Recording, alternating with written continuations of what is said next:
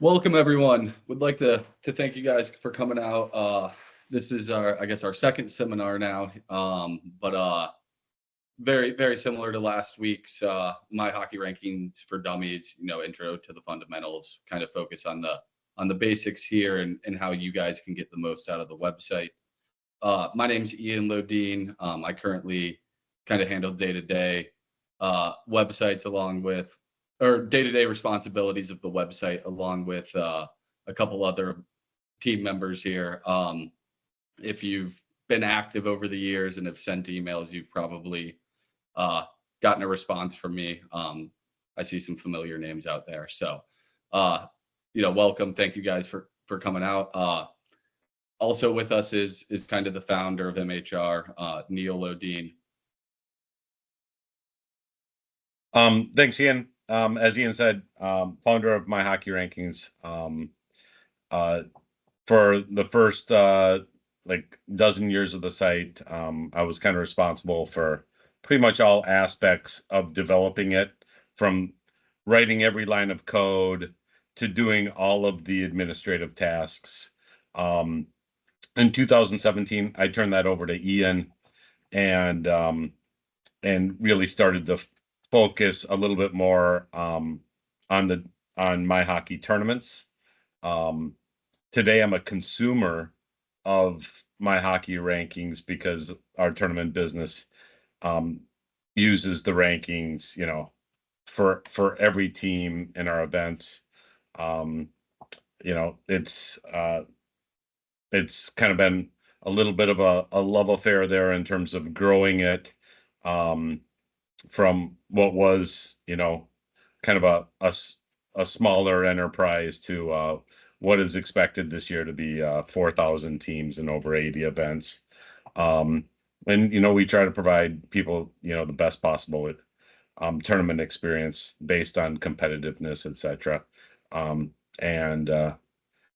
That's my day-to-day job, but I'm a consumer of this data and work closely with Ian to this day and maintain a role of the IT director, CTO, if you will, making sure that we keep it pointed in the right direction.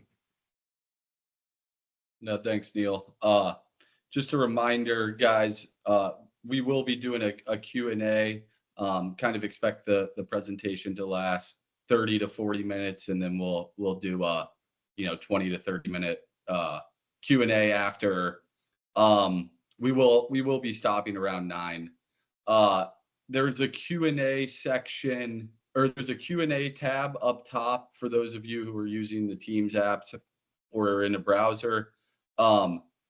We will be kind of doing our Q&A through that. Feel free to ask questions throughout the presentation. If we can get to it while we're on a slide, we'll try to kind of incorporate it. If not, we'll start answering those questions after. If for whatever reason the Q&A tab or section isn't working, feel free to use the chat section as well. No, awesome. Looking forward to it. Hey, one of the things we like to do is start with the backstory and how this got started. It is pertinent to how it can and should be used in many regards. And not all this is exactly pertinent, but a little background on myself. I grew up playing hockey in Minnesota. Went to a couple different state schools, got math and computer science degrees. And when I started my real life, I entered the IT consulting market, which I was a part of for 21 years.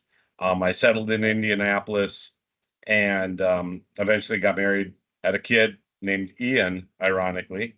And he started playing hockey. At his squirt year, we really started running into a problem. And that was we couldn't find the right competition for his team. A lot of 10, 15 nothing blowouts. Many of them on weekends where we were dropping $500 to $1,000 to travel to Detroit or Chicago, and just playing the wrong set of teams. People were frustrated, a lot of grumbling, and I was an assistant coach on the team, and after one particularly bad game in December, that we're at Buffalo Wild Wings, and I still remember it pretty vividly. Head coach comes over, sits down, and says, "Neil, you gotta help us figure this thing out." So I started doing research on who we should be playing, and just at first started documenting all the clubs in the Midwest. Started looking at their teams. I started writing down their records. And what happened is I pretty quickly realized that a record was not an indication of how strong a team was. And I realized I needed to develop an algorithm that would rate teams. And I was looking for something that would rate them relative to strength and weakness. So went through an activity where it took me a couple weeks to kind of put that together. Um, and and then it took me another month or so to get a mass of data together. Um, it started out being called Midwest Youth Hockey because I was focused on the Midwest. That lasted 1 year. It originally was 200 squirt teams. Um, that that may have been fine for year one. That did not last. Um, and we began utilizing it. Unfortunately, it was a little late. As we were correct in realizing that there were some unhappy people. We had 3 families quit. Ironically, uh, of the families that ended up quitting the sport of hockey, again, their complaint was largely along the lines of it wasn't worth playing. It wasn't fun. It wasn't right. Um, from that team, we had a kid play D1 football, a kid play D1 baseball, a kid play D1 lacrosse. We had good athletes. The sport of hockey lost them in part because we couldn't find the right competition. My goal was to change that. I think largely we've been able to do that. Obviously, we've grown tremendously and become a trusted source of information from, you know, individuals, leagues, states, districts, USA Hockey, and we've now been doing it for this will be year number 22.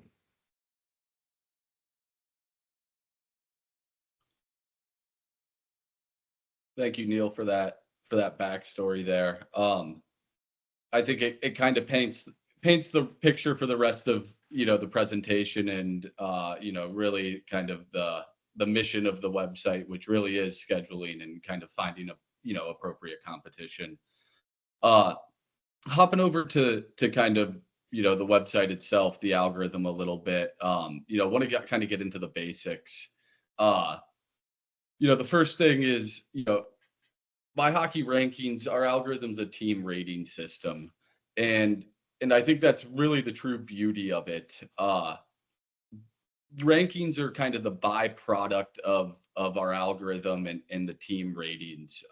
And because of that, you can use team ratings to better understand competition, schedule appropriate competition, do some research on upcoming opponents, find the appropriate tournaments. And that's really kind of the bread and butter there. Our algorithm uses a margin of victory.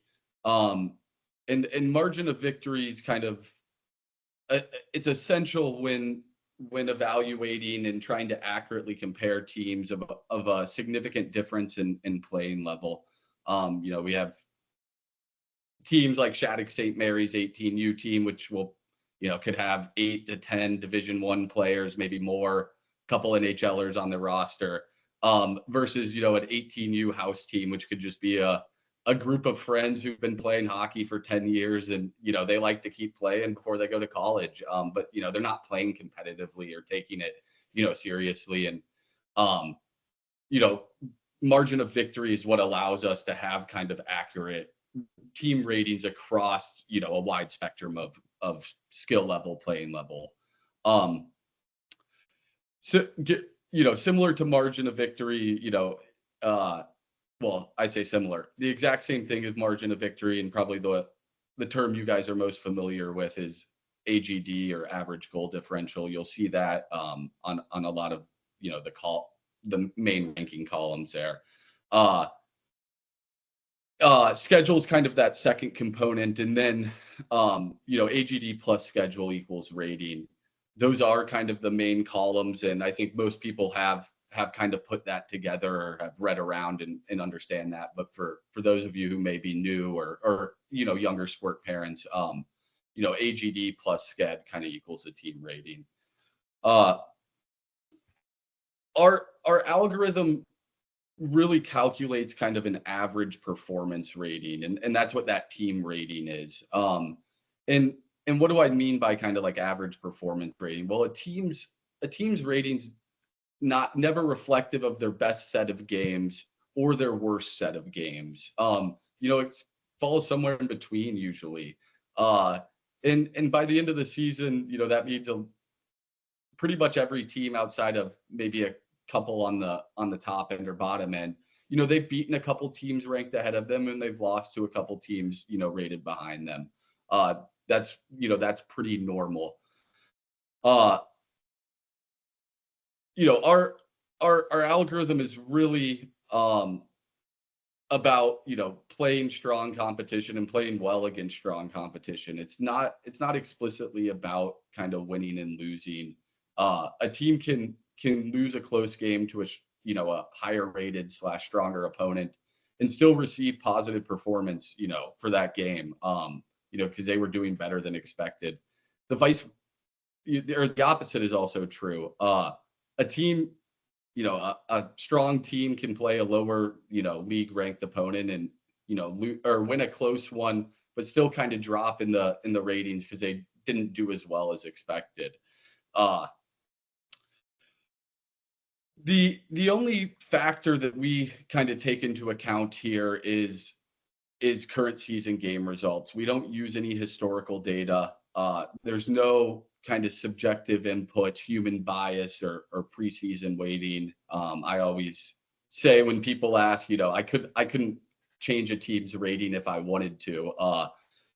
And so, you know, it does kind of early in the season maybe lead to some kind of funky stuff when there's not a lot of data in the system yet. But as that data kind of gets into the system, it becomes, you know, extremely accurate as kind of the 20 years of history show there. All games are kind of weighed equally. You know, we don't weigh tournament games more or less. You know, we don't weigh championship games more.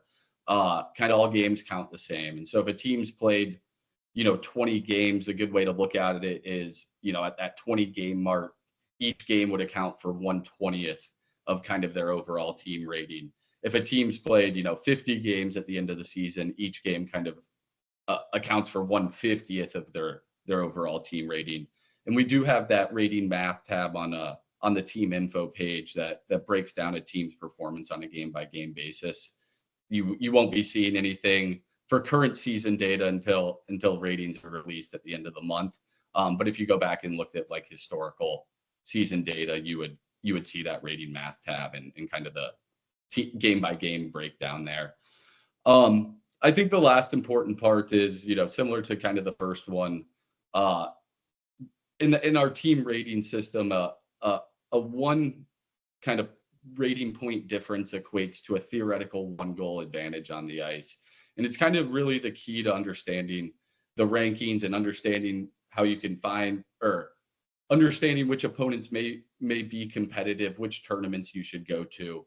And it's also kind of the key to understanding why your team may or may not be rising or falling in the rankings, you know, due to the density of kind of where they're at, you know, at the top end. There's a lot less teams. Sometimes there's a full rating point or 2 rating points between the top team and the second highest rated team. You know, when you get into the middle of the bunch, you know, you're talking, you know, bantams. You may have 100+ teams rated between 80 and 81 or so. And so understanding the density can kind of help you understand why your team's moving up or down at times. So Kind of the basics there, and hopefully kind of provides you guys the foundation for the rest of the presentation here. Thanks, Ian. You talked specifically about the fundamentals of our system, but you know, there are different ways of doing this. There are different algorithms we've looked at, etc. And you kind of touched earlier on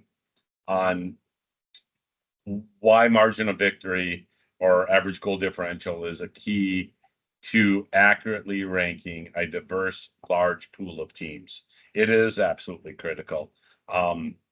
There are other systems used either out of ignorance or out of an evaluation of a smaller set of teams. NCAA D1 college uses commonly a couple different systems that don't use margin of victory. And if you think about NCAA D1 hockey, there's a fair amount of parity there. And with empty net goals or shootout goals, I can make an argument that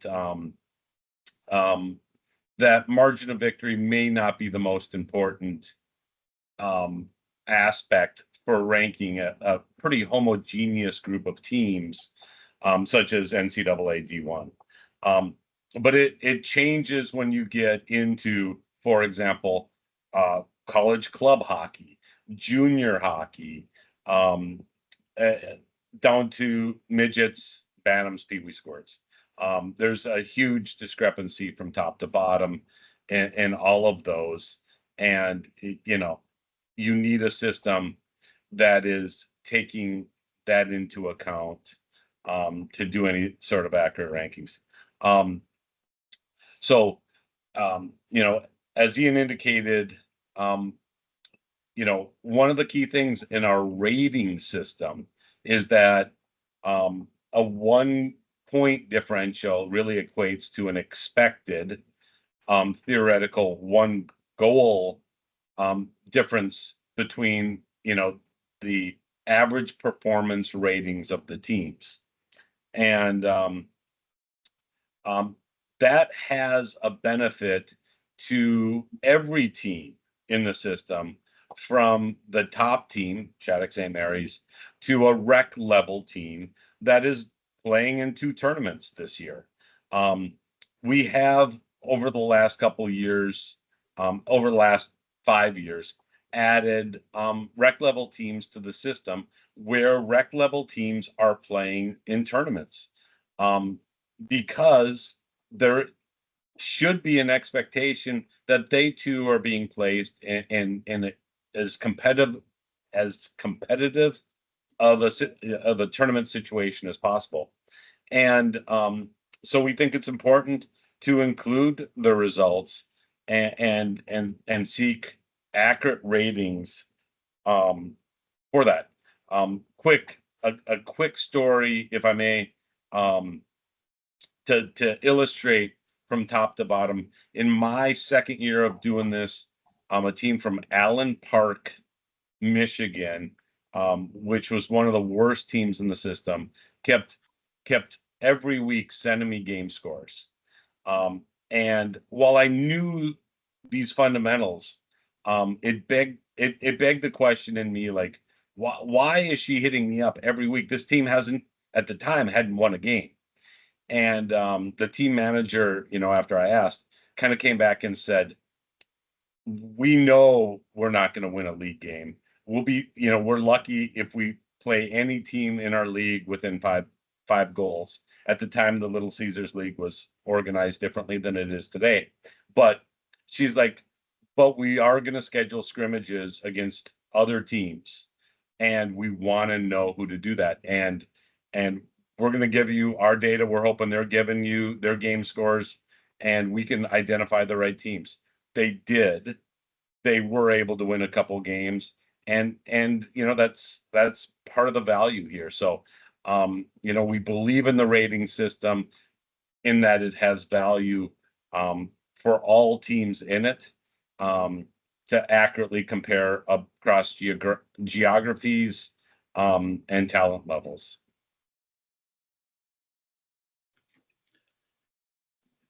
I think Neil did a good job of kind of breaking down the difference between a team rating system there and a ranking system. But like any algorithm, ours has some limitations as well. And I think one of the ones that a lot of people are dealing with right now is kind of season to season ratings. Uh, team ratings don't necessarily carry over from last season to this season, and so uh understanding, hey, we're understanding kind of early in the season, how to use last season's rankings uh, to properly schedule for the upcoming season can be, a little bit tricky. Birth year teams, high end AAA slash league, double A leagues or clubs that have birth year teams, you're at a little bit more of an advantage because the rosters are relatively similar year to year. Non-birth year, teams, there can be, a lot of or there can be almost no carryover from year to year, or it can be almost be a whole new team the next year. And so, that's where understanding kind of season to season, it can be a little difficult. Early in the season, once the rankings or team ratings and rankings go live, uh, there can be some kind of limitations there as well, mainly related to small sample size. Like any kind of algorithm statistical model, more data kind of equates to more accurate, outputs, in this case, team ratings. And so early on, whether it's a certain league, a certain geographic area, a certain age level, when there's not enough data, there can be some kind of funky things that go on. That tends to work itself out as we start hitting that 10, 15 game mark, for a majority of teams. There can also be some kind of inconsistencies due to reporting errors. If a team has 5 games and they misreported 2 of those against the AAA team instead of the AA team, or the A team instead of the AA team, those 2 games, which at that point equate for 40% of their games, that can have kind of a large impact, and that can kind of skew everyone else in the league or something like that early on. Another limitation, I think it's one of the beauties of it, but it is a limitation, especially early in the season, and with maybe non-traditional markets or leagues that don't travel as much as interplay. We only use current season game results. There's no subjectivity like a human college football poll, where regardless of who's played, we can still kind of do a 1 through 25. Our system does require interplay and does require, team A may not play team F, but they've played team B, who played team C, and so on. When there's not that interplay, it can create kind of statistical islands and kind of some funky outputs there. We can usually get those corrected by finding some tournament game scores, although sometimes it takes a little bit longer than we would like. As much as game results are kind of the core here, it is also a limitation. And we are ultimately talking about youth sports. We're not talking about pro sports where we have every single piece of data. Game results are really the only easily available and reliably accurate piece of information we have at the youth level. And so that's kind of what we've focused on. But it doesn't take into account things like injuries, illnesses, starting goalies, missed calls, bad bounces, you name it. Another thing we don't necessarily take into account is kind of home ice advantage, or home versus away. There are some algorithms or systems that do. We don't. I think there's kind of 2 main reasons there. And in hockey, there's a lot of neutral tournament games, where yet from a score sheet perspective, one team is kind of designated the home team, but both teams are, at an away arena. And then most leagues are kind of split up or set up where home and home series are split. And it really kind of all evens out there in the end. And so uh, it's one less kind of piece of information we have to track and keep accurate. But also at the end of the day, I think it kind of all evens out there. Uh, Overtime and shootout are very similar. We we treat we treat overtime and shootout games as one goal victories for the winner. There's really not a difference between an overtime shootout win and a regular, in a one goal regular time victory. You get to the NHL or college, teams get points for overtime and shootout losses and things like that.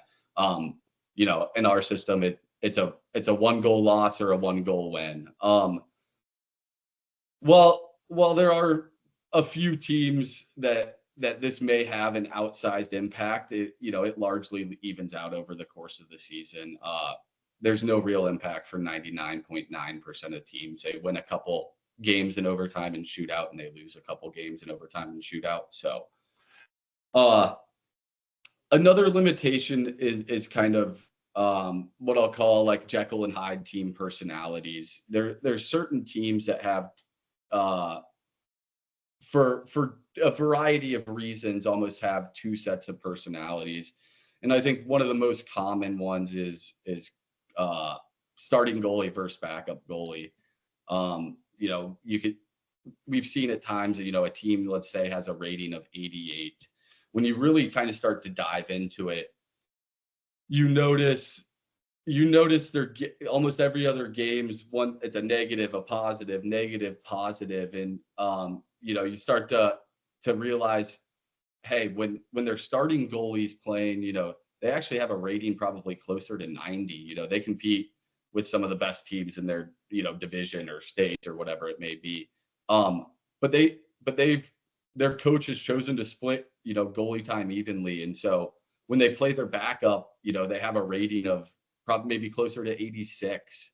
And so from that perspective, the rating in the system's an 88, but depending on which goalies, playing that day, they're maybe higher or lower. And so you sometimes see that it's rare, but there definitely are some kind of Jekyll and Hyde personalities like that can have an impact.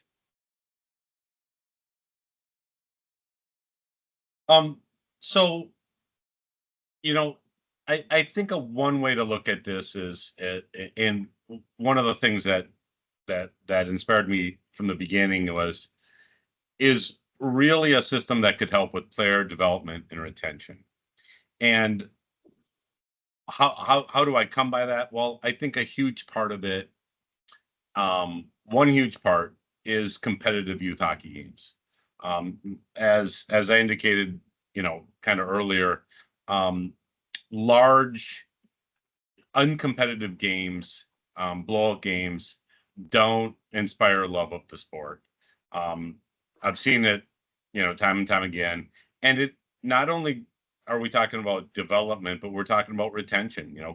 Kids quitting the sport when they've been on teams that had just played too many uncompetitive games. It's not fun. And it's definitely, one of the sentiments out there. So, but a common question is, how should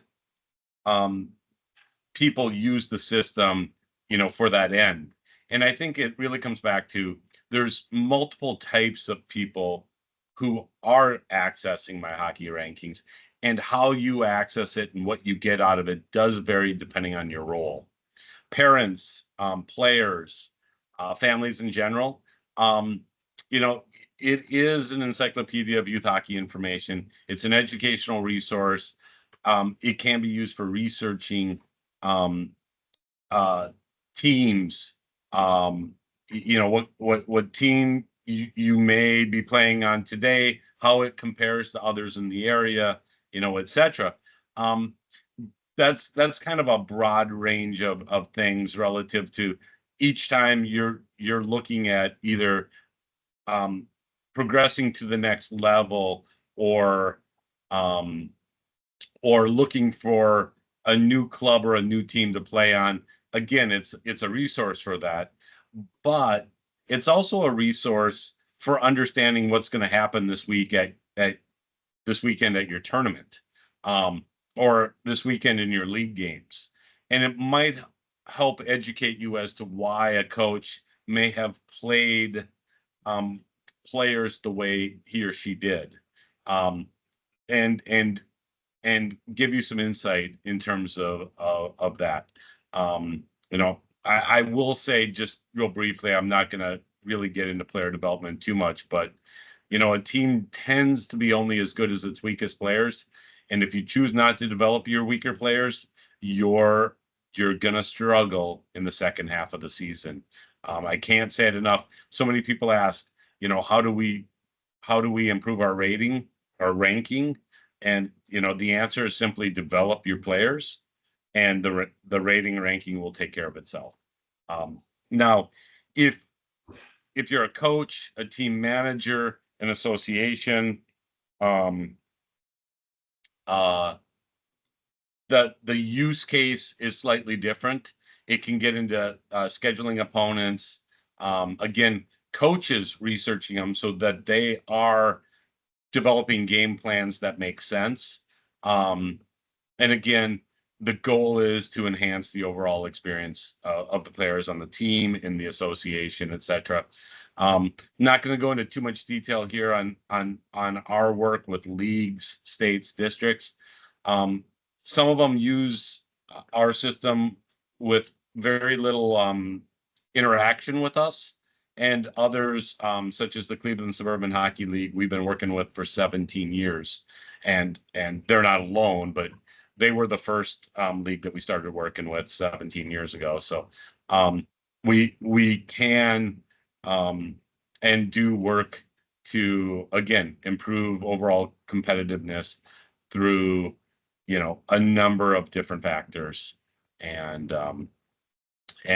so again, depending on your role, I think it changes a little bit how you use the system, but there is information there for everyone to improve their hockey season. And Neil, before I hop into this last slide here, it looks like there was a question out there from Spencer Weeks. And I think it kind of plays into some of the player development retention stuff. But why does a team lose points in the rankings even if they won the game by 17? I guess first off, I really don't believe any team should be beating another team by 17 goals. But secondly, MYHockey rankings uses a maximum goal differential of 7. So anything over 7 counts as just a 7-goal victory. What that's ultimately telling me, if you're losing points and beating a team by 17, aka 7 goals, it tells me you probably shouldn't be playing that team. It tells me you should probably be finding stronger opponents, more appropriate competition. If it's league play, I'd highly recommend looking at a new league. If it's tournaments, finding new tournaments to go to. If it's non-league, using the system to find those, appropriate opponents that are nearby. But from an algorithm perspective, I don't see us ever changing that 7-goal max. We think it's the right thing for the sport. Blowouts ultimately are bad for the sport. It decreases the fun. It causes kids to leave the sport early, and so we're all for trying to make games more competitive, make the sport more fun, keep kids in the sport longer. So and I think that kind of hops into the last slide here. It's really all about kind of perspective, and I think teams, coaches, parents that use the system properly, as a tool, as a resource, they find great value out of it. Those who are at what I like to call weaponizing the rankings, they're playing for the rankings. They're trying, always to win by the most goals they can, or this or that. that actually tends to have an adverse impact, the opposite there. And I know growing up, as weird as this is going to sound, I played for the same coach for 8 or 9 years, largely the same set of kids. I think there were 9 or 10 of us that played together from mites through Bantam Major. But my coach was he was one of those who followed him kind of religiously and to a fault. He was always trying to improve our rating and things like that. And I think it ultimately hurt our team in the long run. The best coaches, they don't necessarily care about their rating. They're focusing on player development. They're using our platform as a tool and a resource, but their main job is, player development. And those best coaches, they're regularly playing their third or fourth line, their 6D, their backup goalie, in important situations or power play penalty kill situations. They don't care who the opponent is, or when the backup goalie plays, they aren't afraid to let their kids make mistakes and try new things. They encourage, that creative behavior within a team environment. But ultimately, they're choosing to create kind of that fun environment that fosters player development, over an environment of winning at all costs, even if there's some adverse impact in the rankings in the short term. But kind of like Neil mentioned, they understand a team's only as good as their weakest link, and they're going to need those players at some point to step up. And so that's kind of what I would encourage you guys, to use the platform for. Use it as a resource, use it as a tool, use it to foster player development. But please use them properly and not in a weaponized or a negative capacity there. So I think that kind of ends it, Neil, and kind of takes us into the Q&A. It does. A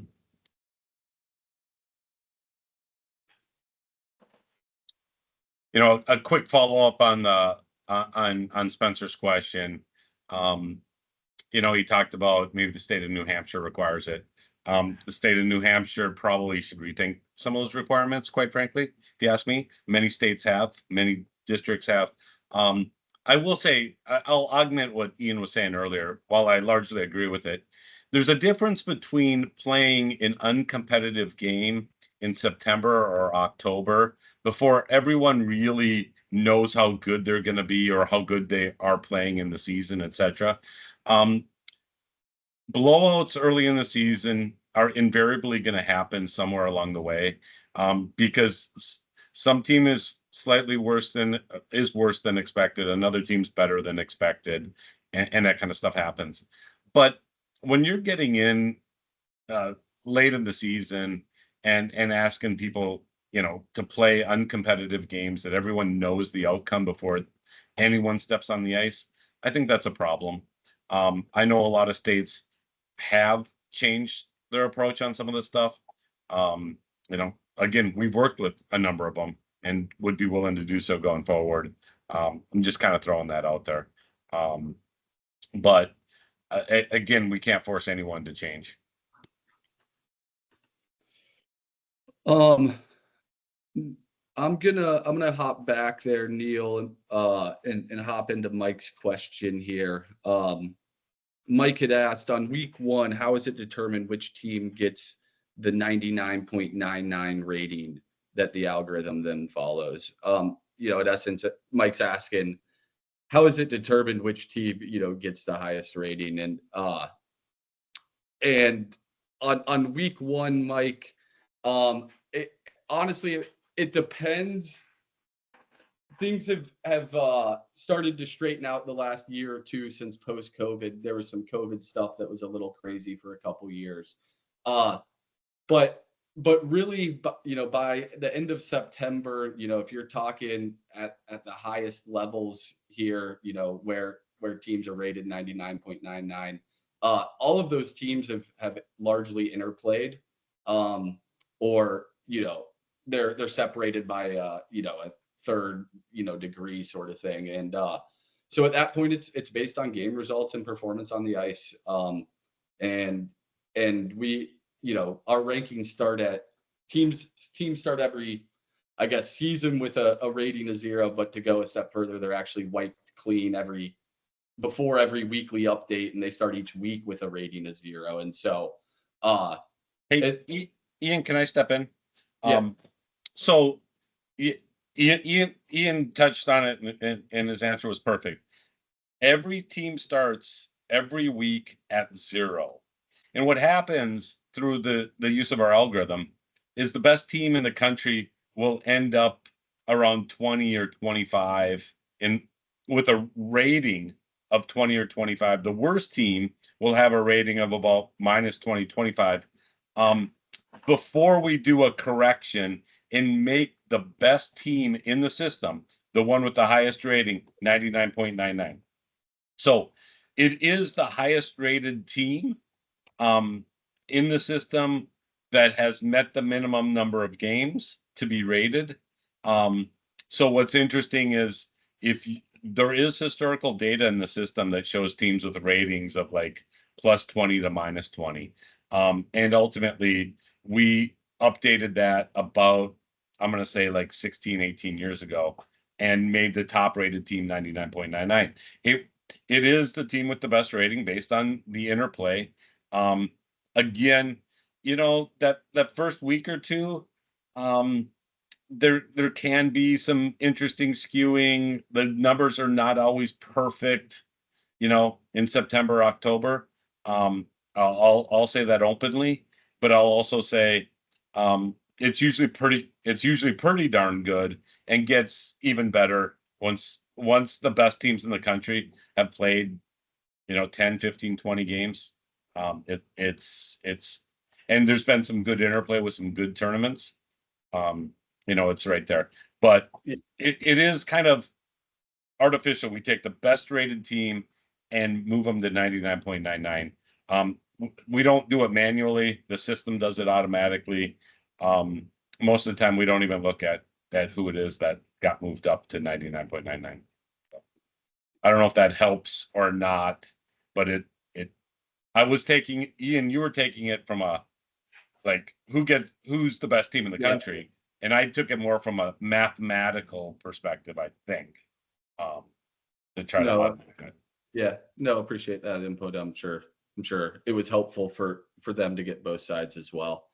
I'm gonna hop to Martin's question, and Martin has a good one here that we actually didn't touch on, Neil. And we should have. Yeah, it is. Who has the data for any specific team? And Martin, our data is largely crowdsourced, and so that means essentially anyone can add data for any specific team. There are some checks and balances in place and things like that to make sure we're getting accurate data. But any user can sign up for a free guest account and can report missing scores. We do have team memberships and association memberships for kind of team managers, coaches, schedulers, statisticians, and or associations who are looking to kind of help out all of their teams. But that has a couple more, I guess, exclusive features there. And then we do also have division volunteers. Division volunteers were the backbone of MHR and largely still are. They've started to kind of take in a back seat with some of the automation stuff going on, but we still have a network of 500 to 1,000 volunteers that usually help out with a specific league or division. They tend to be knowledgeable of kind of that area, that age level, and are a good resource for us when we have questions. Well, they used to enter all the scores. Now their bigger role is maybe some tournaments, some exhibition games, but also kind of helping us identify problems. Like, hey, this team didn't play that team. There's no and that's where the problem is maybe in some accuracy issue or something like that. So that's more the role of the volunteers today. But yeah, our game sheet API, our integrations with Crossbar and a number of leagues out there is more and more becoming the staple of how we get game scores in. But there's additional data that we're trying to get in the system, coaches, managers, stuff like that we are crowdsourcing from anywhere, anyone who wants to provide it, including members and volunteers. So, hey, Ian, in the chat, there's kind of a follow-up on the initial ratings. And it's a common question. I think it might be addressed in our FAQ, but does the league that a team's association plays in, is that part of, is that schedule part of an initial rating?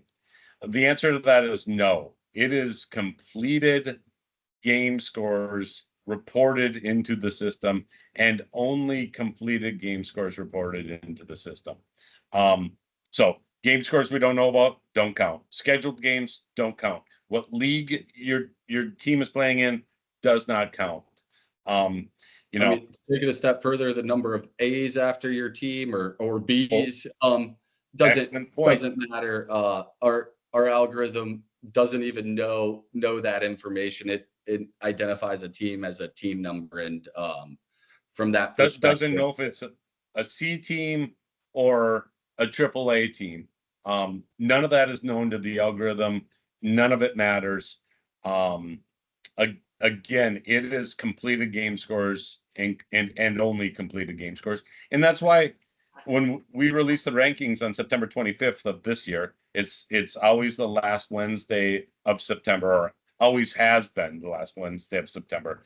Once we get enough critical mass, and by the way, there are, a lot of rankings that won't be live that week because we don't have critical mass. Most high schools rankings won't be live. Some of the Canadian stuff will not be live because we don't have enough data yet. But you will see no rating for teams that don't have games, and you'll see unreliable ratings for teams that have less than 5 games. There's no use of like last year your league was this good, and so we're going to seed you to be similar to that this year or something. None of that. It's not included. It's game scores and only game scores. Hopping back over to the Q&A, Neil. Scott has a question here. Sounds like he's saying they're having Krach shoved down their throats. Any thoughts on that? It's wild to try to understand what it is even saying. I guess, Scott, first off, I think it's important to understand what Krach is, and it stands for Ken's Ratings for American College Hockey. It was developed specifically for college hockey, and it's kind of Neil mentioned. Ian, by the way, men's D1 hockey, not all college. Yeah. D3, it's not really used for D3. It's not used for club. It was optimized for men's NCAA men's D1 hockey.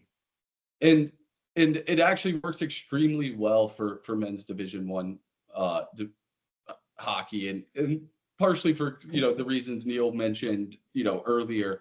It's a homogeneous set of teams, largely even across the board, from a perspective of anyone can beat anyone on any given night. And so I think it does a great job at the men's D1 level. It lacks accuracy when you get down to the youth level and you're dealing with a wide disparity in teams. You're dealing with teams that aren't regularly interplaying with each other. And I think, that's where it really has some reduced accuracy. I'll be honest, I don't know the full ins and outs of it and all that. But in Neil and I's kind of research and study, we've taken up some data samples and done some research, and uh, it it definitely loses accuracy. Kind of the larger the team, the larger the number of teams are, and the wider kind of the skill gap is between the top team and the lowest rated team. And I think that's where it can lead to inaccuracies at the youth level. As a league standings algorithm, whatever, like it it can come up with decent rankings for a group of 20 or 30 teams that play in one division of a league.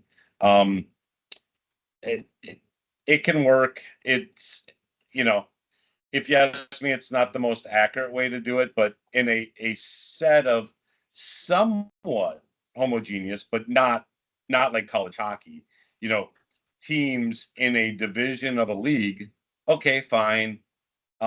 It can do okay. Again, it's not the best overall way to do it.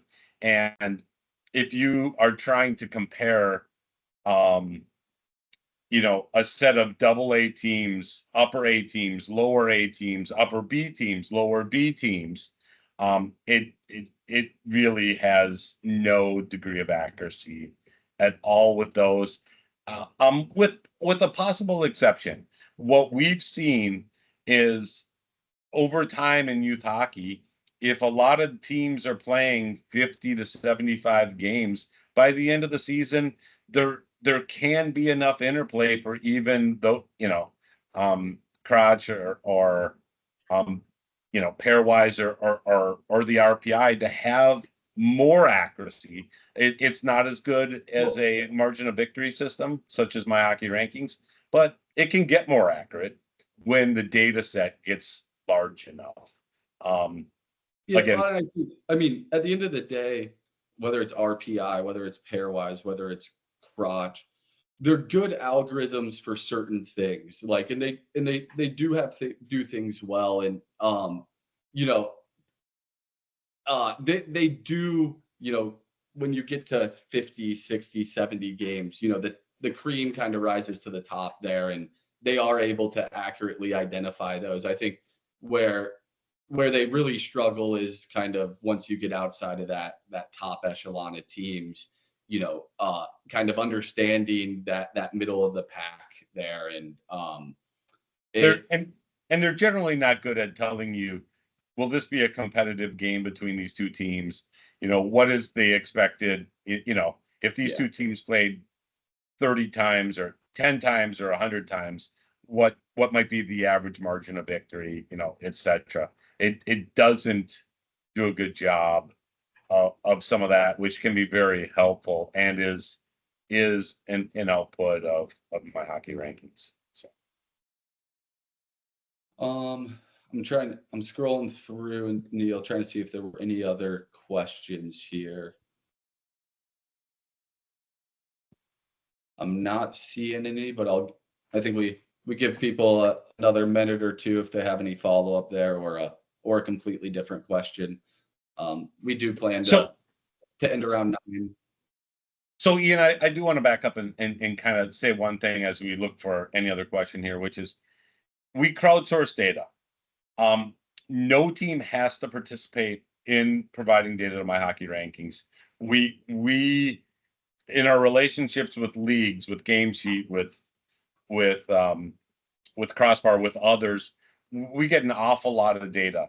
It may not be perfect, it may not be complete, but in most cases, it's enough to accurately rate teams as the season goes along. However, if you help participate, we can get more complete data earlier in the process and help improve your team's experience, for example, in attending tournaments, to try to help make sure that you're appropriately placed in a competitive division in a tournament based on knowledge about your team, how good it is relative to others, etc. So while you don't have to participate, there is value back to a team in providing data long term, because at this point in time, not only does MyHockey tournaments use MyHockey rankings data, pretty much every competitor of MyHockey tournaments is scouring the website, trying to understand who's registering and how good they are. So, Neil, there was one last question that trickled in from Bill here. And I think we answered this one and let everyone go on their way this evening. But Bill's asking, can you protest a score based on a non-rostered player playing for the other team, or if your team is down several players due to injury? And I think it's a good question, Bill. We have rules around kind of rosters and things like that. We've ultimately taken the approach that we're not the full-blown roster police. We can't scrutinize every roster from every game sheet just due to kind of the logistics of what it would take there. And so we have kind of a set of rules regarding players playing, on whether it's your team or the opposing team. We do consider 3 or more kind of non-rostered players a new team.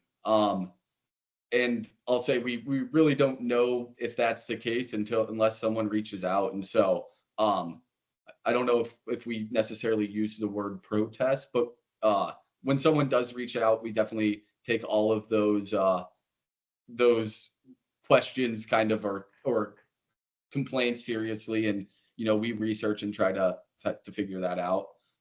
If there are 3 or more players, we do move them over to a separate tournament team or kind of remove them from the system altogether. On the flip side, regarding the injuries, injuries are not necessarily taken into account. And it is kind of one of the limitations, like I mentioned earlier. But we've largely kind of taken the stance that injuries are part of the game. And I don't want to say every team deals with them because teams deal with them to a varying degree. There's a difference in losing your 7th defenseman versus maybe your starting goalie or something like that. But it's largely something that kind of washes out over the course of a season. Similar to kind of, you may think like, hey, we're down 3 players, this game shouldn't count. But at the same time, those are often, you just beat a good team 7-1, and little did you know they were also down 3 players in that game. And so, and by the way, if we're not going to count yours, we can't count your. If we're not going to count your loss because you had 3 injuries, we shouldn't count your win when your opponent has those 3 injured players, and that just creates a mess. And I completely agree with Ian's assessment. We largely think it washes out over the course of a season. It doesn't for every team. We acknowledge that. And unfortunately, that's either a limitation or it's an indication that your average performance is a little low because of injuries. Now, that doesn't mean when you're healthy, you're not playing above that level, but and maybe that's something you have to explain to a tournament, or you have to explain, somewhere else is, when we're healthy, we do play at a higher level than our rating, because it is a limitation. We're not going to take that into account.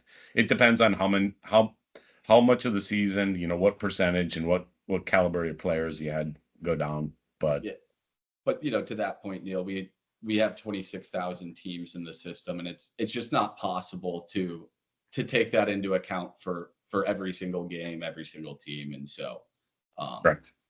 It is unfortunately, one of those limitations there. And so I think that kind of wraps it up here, Neil. I think it does.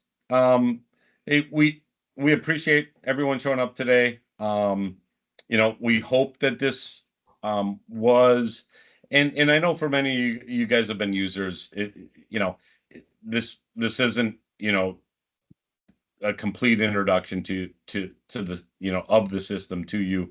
But at the same time, this wasn't meant to cover the most complex scheduling or ranking questions. It was largely an overview. We hope you found it useful. I know there's a couple comments out there to that point. We're just trying to make sure that you guys have some of that base knowledge to understand both where we came from, where we're going, and how to use the system in an appropriate manner. That's all I have. I appreciate everyone showing up today. And Neil, one last thing. Martin had asked about kind of recording and if he can share it with his organization. We have recorded these, Martin, and we will post whether it's a recording of this session or one from last week. We will post that on our YouTube channel, hopefully by the end of this week. And it's something you're more than welcome to pass around your association and share to parents, coaches, whatever it may be. So if you do have any questions, feel free to reach out to us via the contact us form, Martin, and we can get you all squared away there.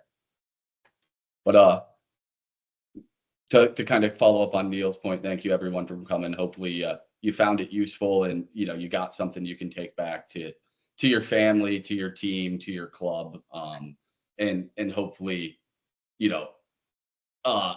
encourage others to use the platform as a beneficial resource versus kind of a harmful tool, which it can definitely be used at times when used kind of inappropriately there. So thank you everyone for coming, and look forward to seeing you guys around this season. Best of luck. Yep. Thank you guys.